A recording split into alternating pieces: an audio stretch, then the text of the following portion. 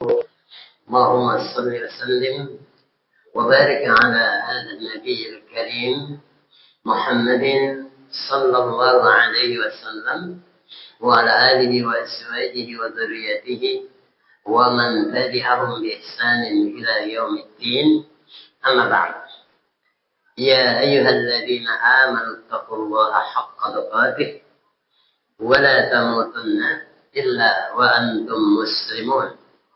يا أيها الذين آمنوا اتقوا الله وقولوا قولا سديدا يصلح لكم أعمالكم ويغفر لكم ذنوبكم ومن يطع الله ورسوله فقد فاز فوزا عظيما.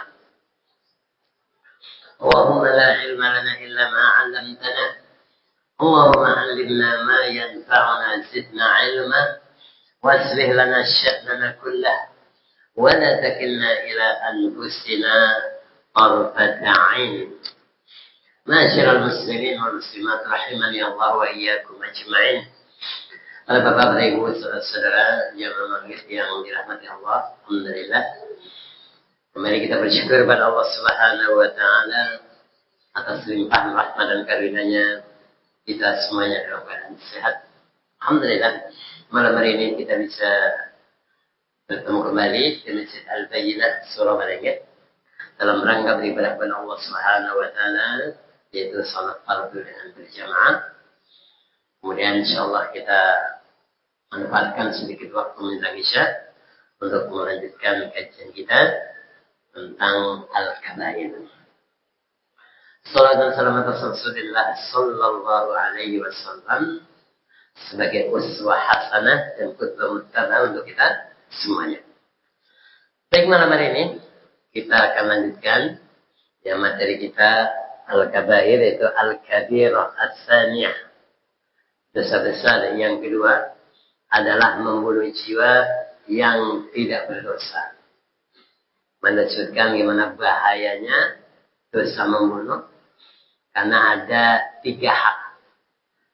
Hak Allah, walaupun berat, susah, sulit, tapi bisa saja Allah menggugurkan haknya dengan menerima taubatnya. Kemudian hak wali, bisa saja dengan dia mungkin ditebus dengan 100 ekor unta misalnya, atau lebih dari itu. Karena ya memang ketika pembunuhan dengan sengaja, maka boleh menuntut lebih besar bagi walinya. Yang paling susah tentunya bagaimana minta maaf kepada yang terbunuh sementara dia sudah bernyawa, gitu ya.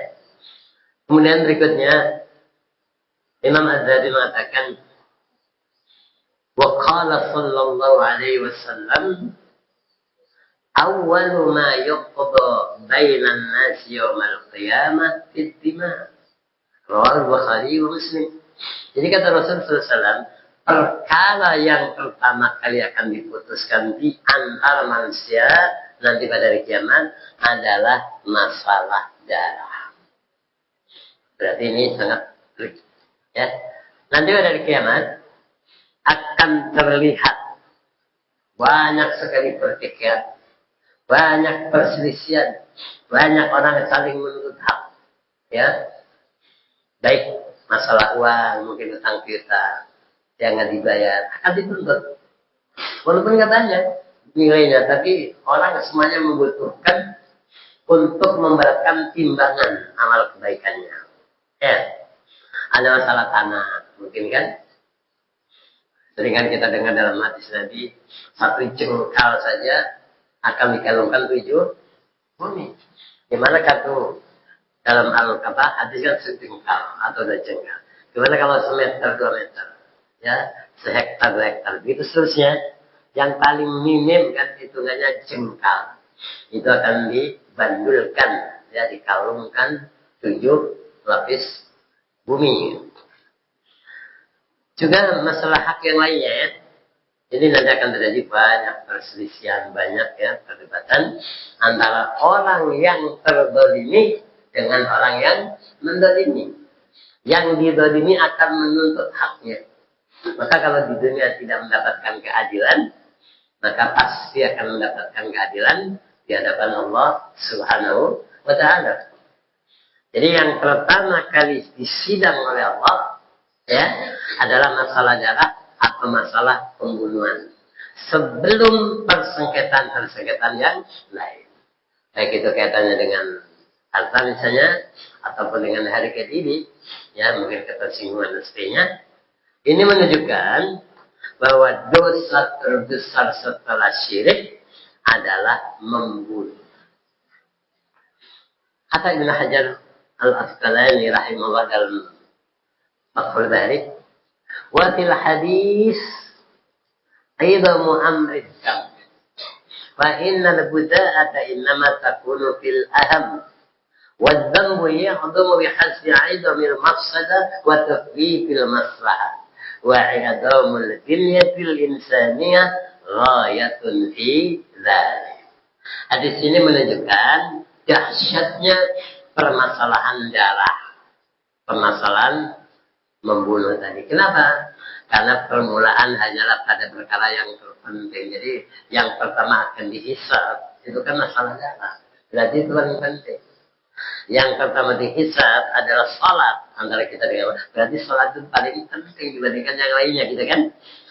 Dan dosa menjadi besar berdasarkan besarnya mafsadah dan hilangnya maslahah. Dan rusaknya tubuh manusia adalah puncaknya. Ya. Jadi nanti yang terbunuh akan membawa orang yang membunuhnya di hadapan Allah. Akan disyarat, dipanggul katakanlah ya, untuk mengadukan perkaranya. Kata Nabi SAW, ya'til maqtul muta'alliqan ra'sahu bi hidayadai mutalabbiyan qatilahu bil yadil ukhra tashabu awadajuhu daman hatta ya'ti bihi al-aras fa yakunu al-maqtul li rabbil alamin. Orang yang terbunuh datang pada hari kiamat sambil menggantung kepalanya dengan salah satu tangannya, sementara tangan satunya menggeret leher pembunuhnya, diseret leher pembunuhnya sambil megang kepalanya yang terbunuh. Ini kalau dulu mungkin konotasinya dipenggal ya. Ya walaupun dengan ditembak dapat, ya tetap akan terjadi ya. Dalam kondisi ketika digeret, diseret itu, urat leher kepalanya tersebut mencucurkan darah. Jadi menghadap Allah yang si pembunuh ditarik ya sampai tiba di hadapan arsy Allah. Ya. Kemudian apa? Fayakunul maqtul li rabbil alamin. Orang yang terbunuh nanti akan mengatakan pada Rabb al-alamin, itu Allah Subhanahu wa taala. Apa yang katakan? Hada qatalani. Ya. Orang ini yang telah membunuh. Lapor kepada Allah. Tiga orang. Ya. Fayaqulullah lil qatil. Ketika yang terbunuh tadi mengadu kepada Allah, inilah orang yang membunuhku, ya. Maka Allah berkata kepada sang pembunuh, ta'ista wa yudhabu bihi ilan nar. Celaka engkau. Kata Allah kepada sang pembunuh, lalu sang pembunuh dibawa ke neraka. Waliyadzubillah. Dalam redaksi lain, dalam lafaz lain, yaji'ul maqtul bil qatil yaumal qiyamah nasiyatuhu wa ra'suhu biyadihi. Orang yang terbunuh membawa yang membunuhnya nanti pada kiamat sambil ubun-ubun dan kepalanya yang terpenggal tadi di tangannya sendiri. Ini dalam atur umat. Bahkan dalam hadis yang lain terdapat dalam Fathul Bari ya dari Abu Hurairah, awwalu ma yuqda bainan nasi fid dima wa ya'ti kullu qatilin qad hamala ra'sah. Yang pertama kali diputuskan di antara manusia adalah urusan darah, masalah pembunuhan. Maka setiap yang terbunuh datang sambil membawa kepalanya yang terpenggal. Kepala yang udah kalau dibunuh sampai putus dibakar ya. Ya. Jadi yang pertama Allah sidang, yang pertama Allah putuskan adalah perkara darah. Gimana dengan sabda Nabi yang diriwayatkan oleh Imam Abu Dawud, Tirmidzi dan Nasa'i, inna awwala ma yuhasabu bil 'abdu yaumil qiyamah min 'amalihi salatuhu. Ini kan sering kita dengar kan, sering disampaikan, sesungguhnya yang pertama kali dihisab ya dari hamba pada hari kiamat adalah dari amalnya adalah salatnya. Nah, ini di sini dibilang salatnya, yang tadi masalah darah. Maka hadis ini berkaitan dengan hak Allah. Salat itu hak Allah, kewajiban kita. Ada salat, ada puasa, ada zakat. Hadis itu hak manusia, hak dengan Allah SWT. Tapi kalau masalah pembunuhan, hak orang yang terbunuh itu ya. Jadi hadis ini, inna awwala ma yuhasabu bil 'abdi yaumil qiyamah min amali salatuhu, adalah hadis berkaitan dengan hak Allah. Sedangkan yang pertama kali bisa berkaitan antara manusia dengan manusia lainnya adalah perkara darah atau pembunuhan. Bahkan ada hadis yang menggabungkan ya antara dua riwayat ini. Riwayat An-Nasa'i ya digabungkan kedua di sini dengan redaksi awwalu ma yuhasabul 'abdu 'alaihi salatuhu wa awwalu ma yuqda bainan nasi fid dima. Jadi satu rangkaian. Yang pertama kali dihisab dari seorang hamba adalah salatnya, dan yang pertama kali diputuskan di antara ya persengketaan manusia adalah masalah darah.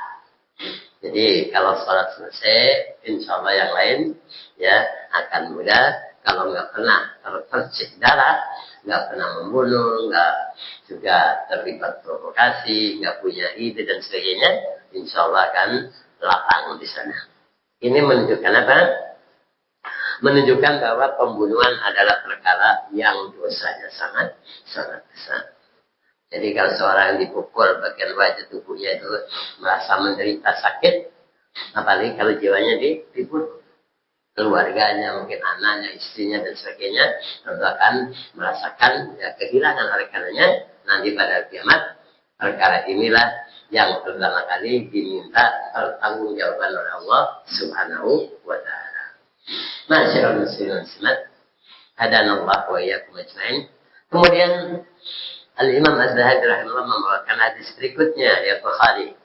Wa qala firasan an Sya'bi an Abdullah bin Amr qala Rasulullah sallallahu alaihi wasallam. Jadi kata Rasulullah sallallahu alaihi wasallam di sini, akbarul kabair asyirku billah wa qatlan nafsi wa uququl walidain. Ini satu rangkaian, berarti urutannya kira-kira gitu ya. Dosa terbesar dari dosa-dosa yang besar adalah menyekutukan Allah, syirik, membunuh jiwa yang Allah haramkan tidak dengan cara benar, dan yang ketiga durhaka kepada kedua orang tua. Ini hadis juga menunjukkan bahwa dosa-dosa besar pun punya tingkatan-tingkatan. Ya, dari segala dosa besar ada yang paling besar, ada yang kurang besarnya. Maka yang paling besar di antara dosa-dosa besar adalah saya maksudkan nama di sini yaitu syirik. Berikutnya membunuh, lalu durhaka kepada kedua orang tua. Bahkan ketiga macam dosa yang terbesar ini pun bertingkat-tingkat. Ya tentunya syirik yang terbesar. Kenapa? Karena mengeluarkan seorang dari Islam. Kalau melakukan dosa syirik akbar, sebenarnya dia bukan orang Islam lagi, sudah keluar dari ya status.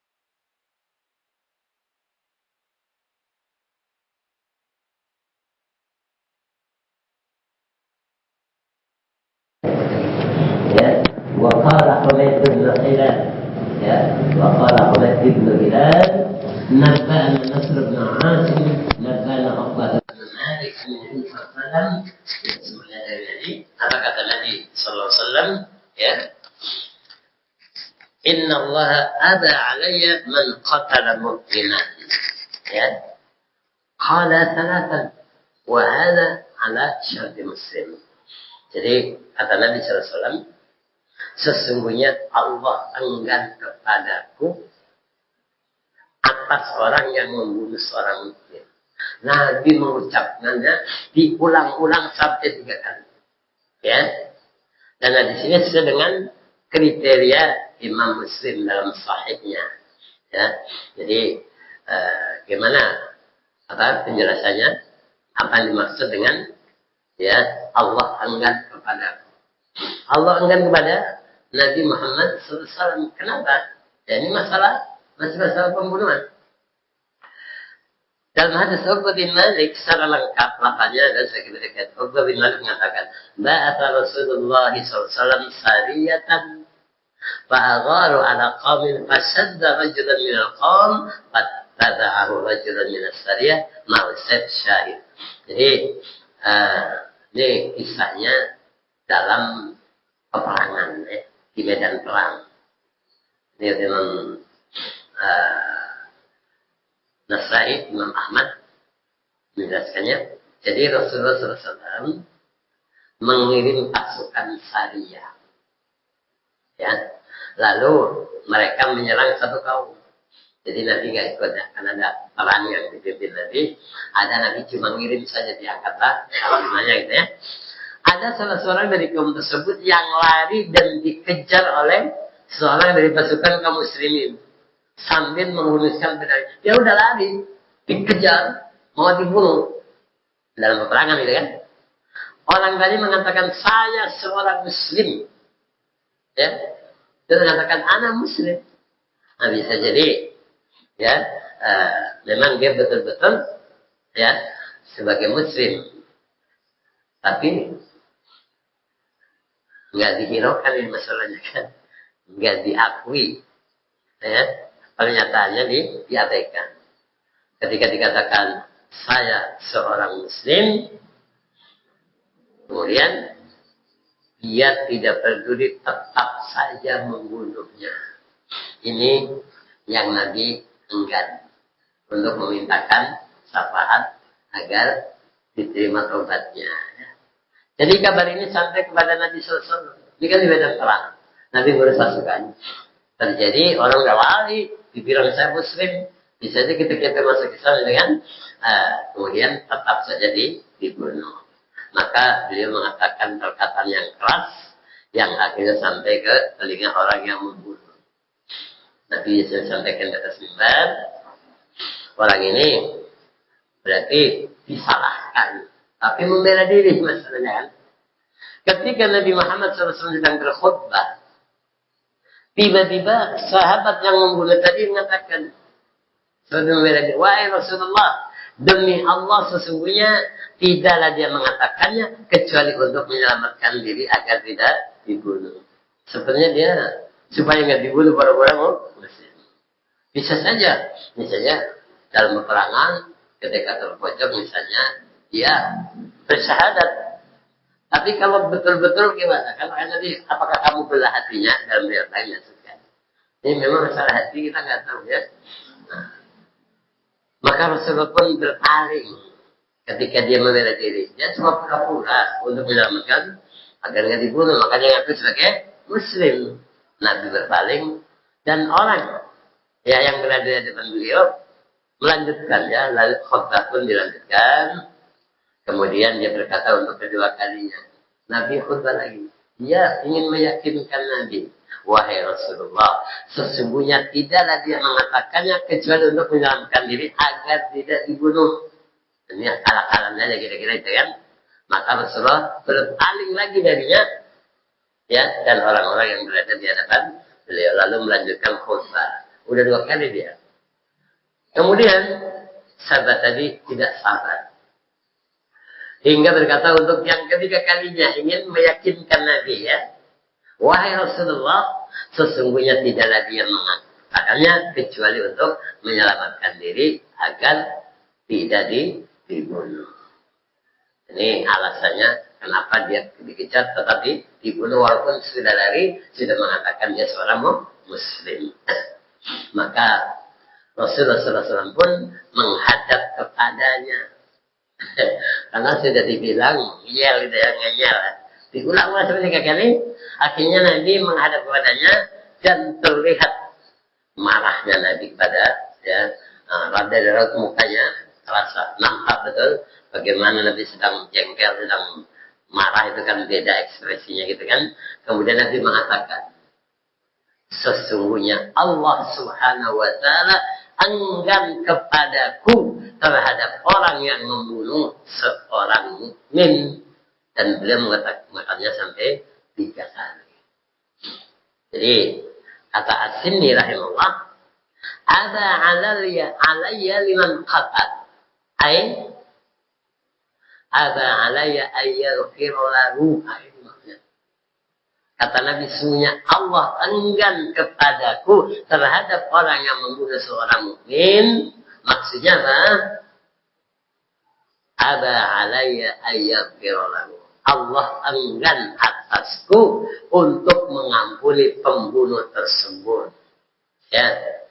Wa hadha yadullu ala annahu istaghfara lil qatil ila numastuhi. Di dalam Imam Ahmad dikatakan ini menunjukkan apa? Menunjukkan bahwa Nabi SAW telah memohon ampun kepada Allah Subhanahu wa taala untuk sang pembunuh. Nabi mohonkan ampunan karena dia salah gitu kan. Buruk sangka, pikirannya dia memang cuma pura-pura kan. Hanya saja permohonan Nabi SAW tersebut tidak dikabulkan oleh Allah Subhanahu wa taala.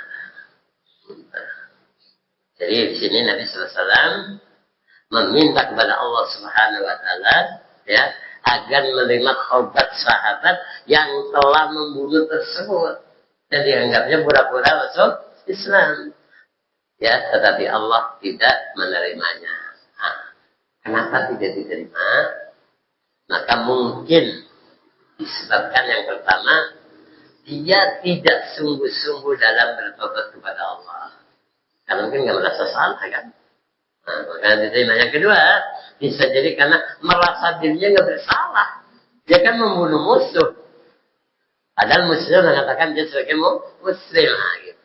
Jadi Nabi SAW merasa kasihan terhadapnya sebenarnya. Terhadap sahabat yang membunuh tadi. Tetapi Allah tidak menerima permintaan dari Nabi SAW terhadap taubat orang tersebut. Yang minta Nabi padahal musuh.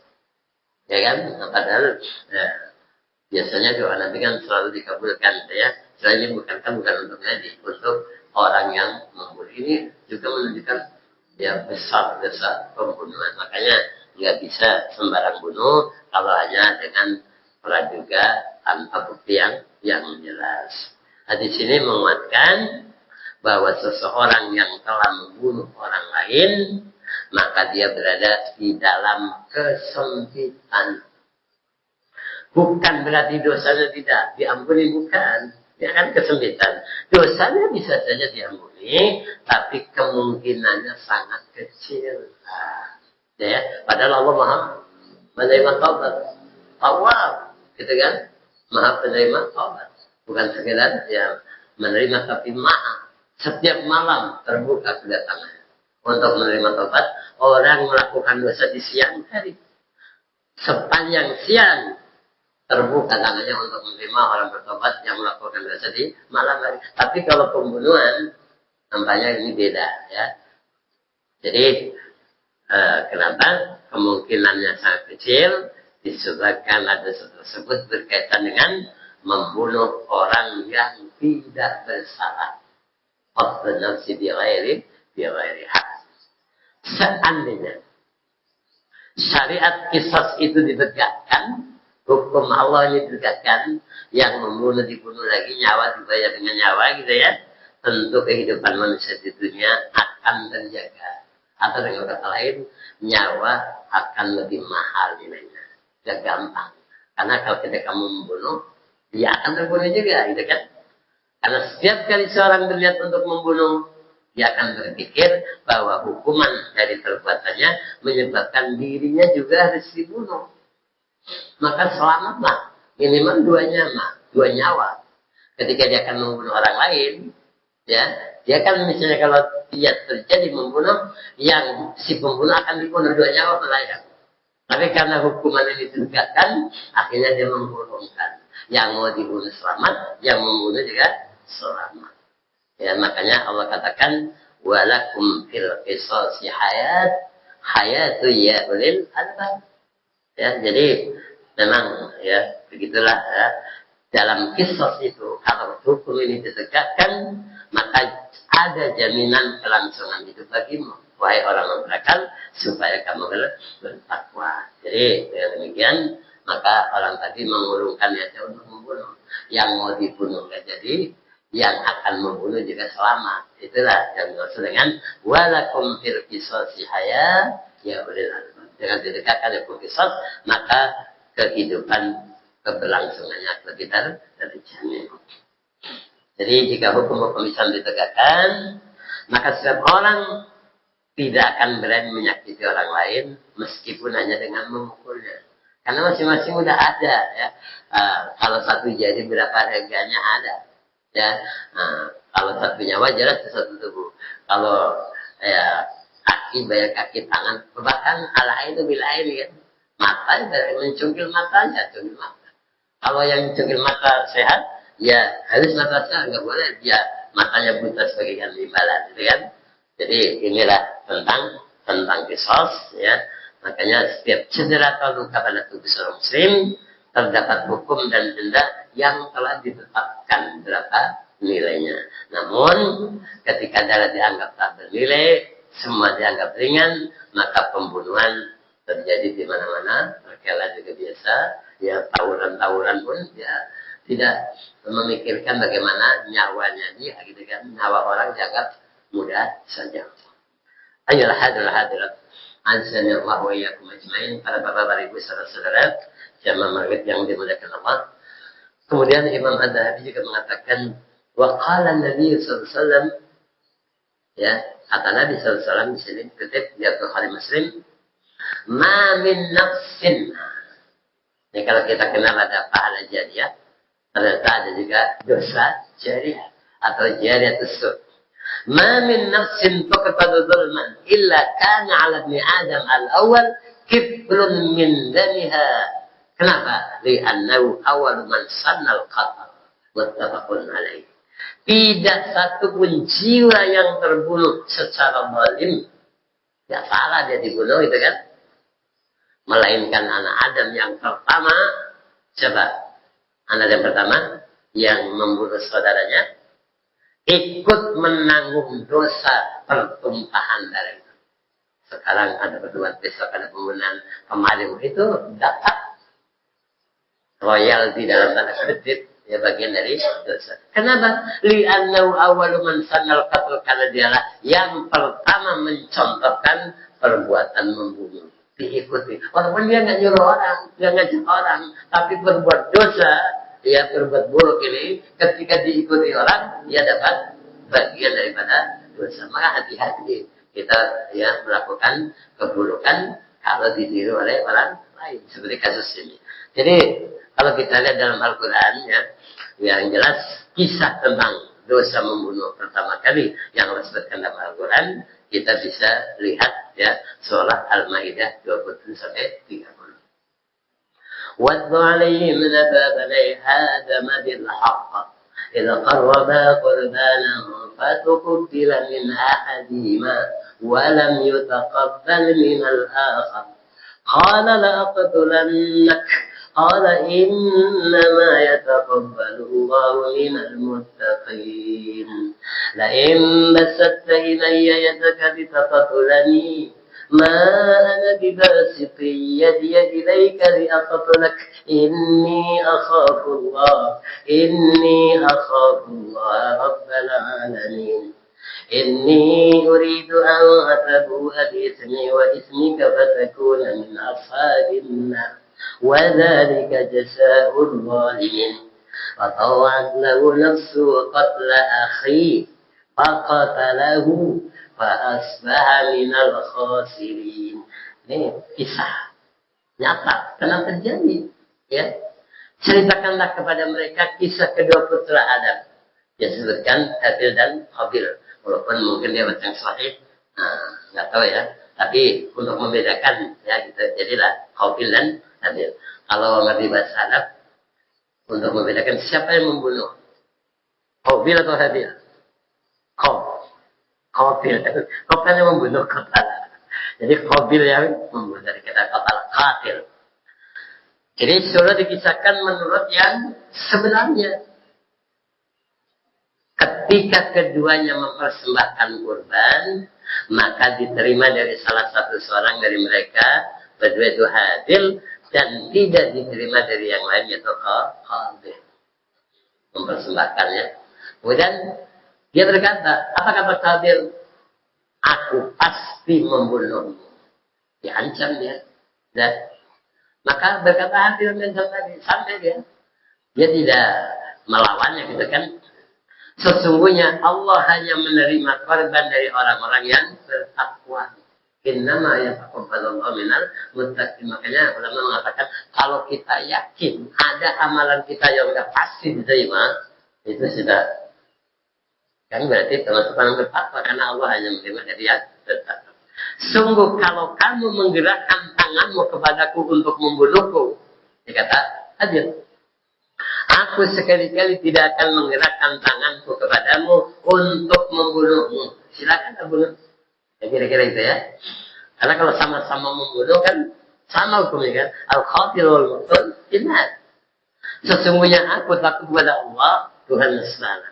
Sesungguhnya aku ingin agar kamu kembali dengan membawa dosa membunuhku dan dosamu sendiri. Maka kamu akan menjadi penghuni neraka. Dan yang demikian itulah pembalasan bagi orang-orang yang zalim.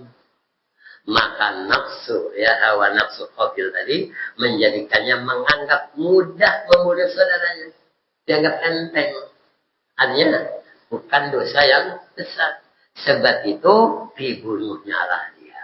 Ya, maka jadilah dia seorang di antara orang-orang yang merugi. Ini kalau dilanjutkan kisahnya kan, udah membunuh jadi bingung kan, gimana cara menguburkannya. So, makanya Allah, kalau ghuraban dikiranya burung gagak, gimana dibunuh saudaranya, dipakau, kemudian korek-korek, cara mengubur itu kan.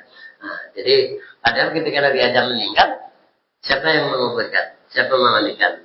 Nabi Adam. Itu malaikat yang datang. Ya. Dia Nabi Adam minta carikan buah-buah surga. Anaknya pada keluar, ketemu dengan para malaikat yang akan mengurus jenazahnya. Ada dalam kisah ya, hadis-hadis yang khusus membahas tentang itu. Jadi inilah manusia pertama yang melakukan pembunuhan. Pertama kali dia. Sebab itu. Jadi setelah itu, seluruh kejadian pembunuhan yang dilakukan dengan zalim di dunia ini, di alam semesta ini, dosanya turut dipikul olehnya sebagai dosa jariah. Beratnya, berat. Ya kan? Nah, ini bahayanya.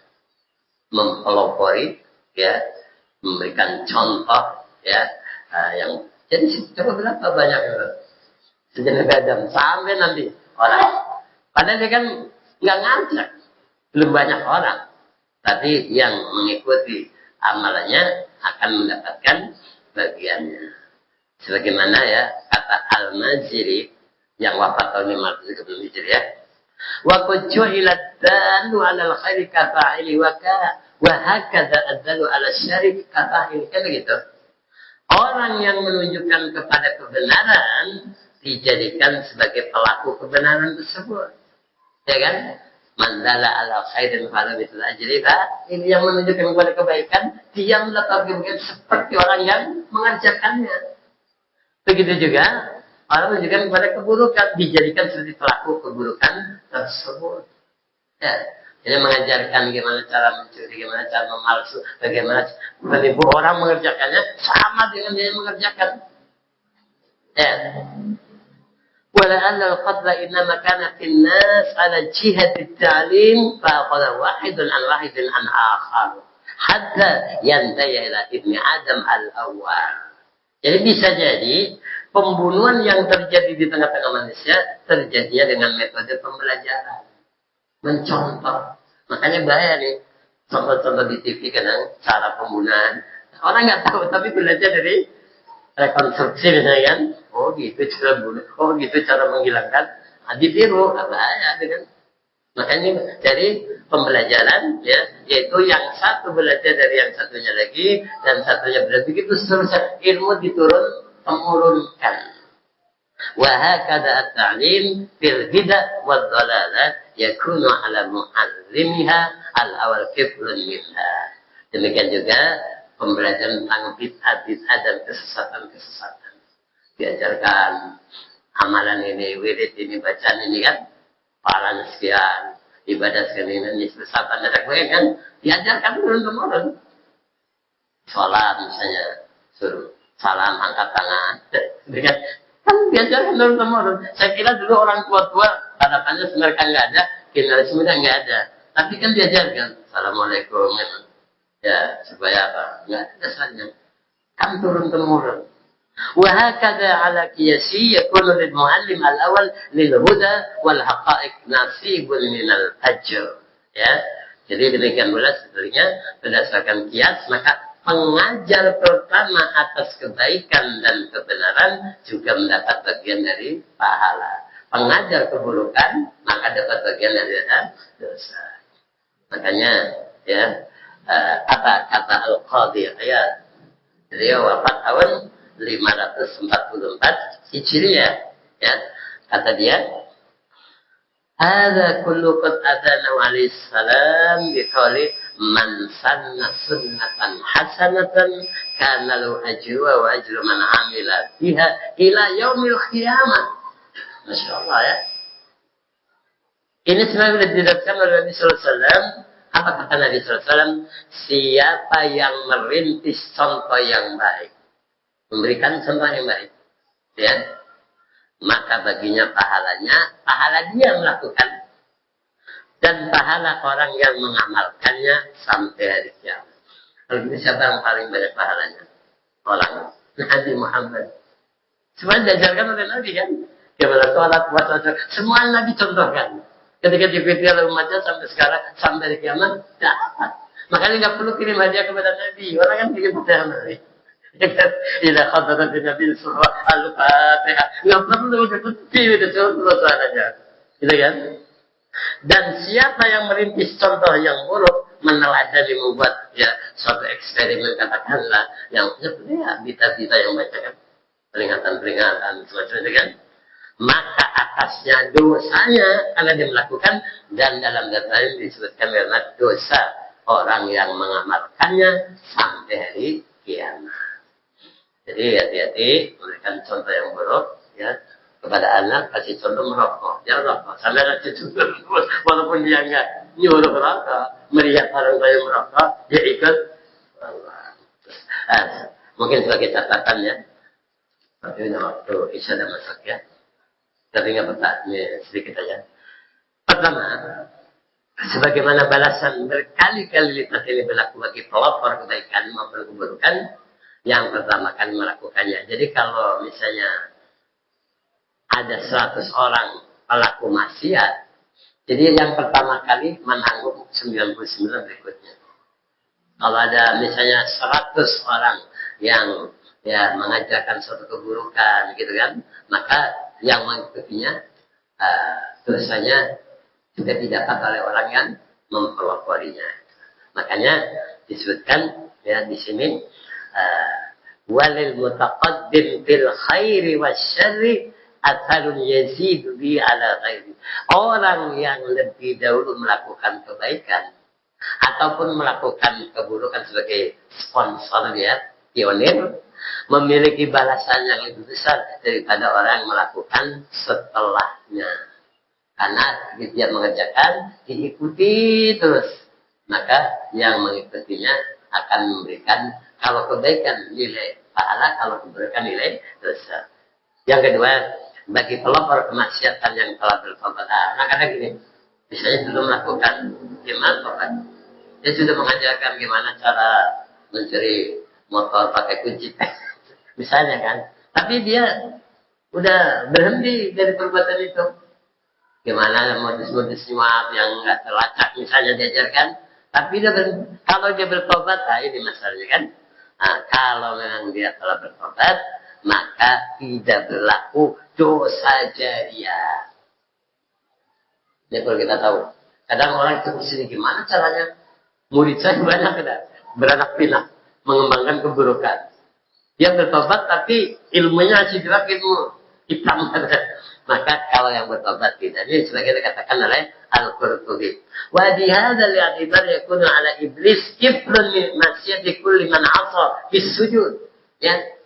Dengan tinjauan ini maka iblis menanggung dosa maksiat semua yang enggak mau sujud. Yang sombong-sombong. Kenapa? Karena dialah yang pertama kali bermaksiat dengan tidak mau sujud. Ya, diana walaman asari wa hadzal alam ma lam yatub dzalikal qatil al-awwal min tilkam. Kalau memang dia tidak bertaubat. Beda dengan Nabi Adam. Nabi Adam melakukan kesalahan enggak? Iya. Dilarang fala taqrabu hadhihi syajarah. Jangan dekati pohon ini. Tapi melanggar juga kan? Maka bedanya ya li'anna Adam awwalu man khalaqa fi akli manusia. Adam pertama kali yang melanggar. Jangan makan buah kuli dalam tanda kutip. Jangan dikatakan Adam melakukannya. Gitu kan? Wala yakunu lisyun min awzari man asra bi akli manusia. Tapi Adam enggak menanggung dosa orang yang melanggar dan mengikutinya. Ya. Wala syirbihi mimman ba'dahu bil ijma' ini secara ijma'. Kenapa? Li'anna Adam alaihissalam karena Nabi Adam alaihissalam taba min dzalika bertaubat. Wa taba bahkan Allah sudah menerima taubatnya. Jelas dalam Al-Qur'an. Nabi Adam bertaubat, Allah terima taubatnya, fasara ka'alam yajni. Maka seakan-akan dia bukan orang melakukan pelanggaran. Kenapa? Fa inna ta'ib minadz dzambi kaman la dzamba. Karena orang bertaubat dari dosa seperti orang yang tidak berdosa. Jadi inilah kira-kira ya yang bisa disampaikan malam hari ini. Insyaallah masih ada yang selanjutnya masih tentang al-kabirah as-saniyah. Mudah-mudahan bermanfaat bagi kita. Mungkin kita yang pernah melakukan sesuatu kadang jadi beban lah. Ketika tahu, oh begitu ya, dapat kiriman dosa. Karena dulu mengajarkan yang tidak benar. Tapi kalau bertobat, insya Allah berhenti sampai di situ tidak lagi masuk rekening dosa. Mudah-mudahan. Inilah taufiq wal hidayah. Walaupun kita cukupkan dengan sama-sama menampun kepada Allah Subhanahu wa taala. Subhanakallahumma wa bihamdika asyhadu an la ilaha illa anta astaghfiruka wa atubu ilaik. Wassalamualaikum warahmatullahi wabarakatuh.